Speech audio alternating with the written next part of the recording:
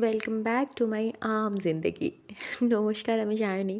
আমার চ্যানেল কবিতায় গল্পে সায়নীতে তোমাদের স্বাগত জানাই। কেমন আছো তোমরা? অবশ্যই কমেন্টসে জানি। সকালে পড়ানো ছিল না, আর কাল রাতে একটু শরীরটা বিগড়ে ছিল, তাই কিছু খাওয়া হয়নি। সকাল সকাল তাই মুড়ি ধরিয়ে দেওয়া হয়েছে, মুড়ি আর চা খেয়েছি। তারপর স্নান করে এই যে লাঞ্চে বসেছি, কারণ বেরোতে হবে, কলেজে যাব।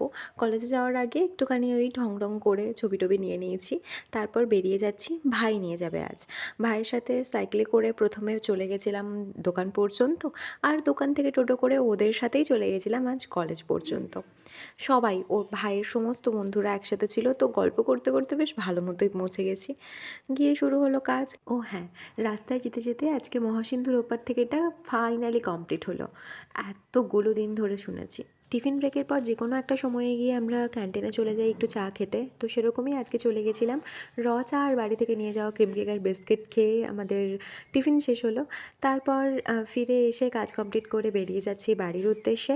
কিন্তু বাড়ি ফেরার আগে আজকে চলে গেলাম এই শুকনো খোলায় ভাজাভুজি দোকানটাতে। কিছু ছোলা ভাজা, মটর এগুলো নেওয়ার ছিল। আমার বাড়ির পথের এই রাস্তাটার এই জায়গাটা বিশেষত আমার খুব পছন্দের, মাথার উপর এই সবুজ চাদরের জন্য। ফিরে এসে মুড়ি খেয়েছি, আর তারপর চা, আর এদিকে ক্লাসও চলছে।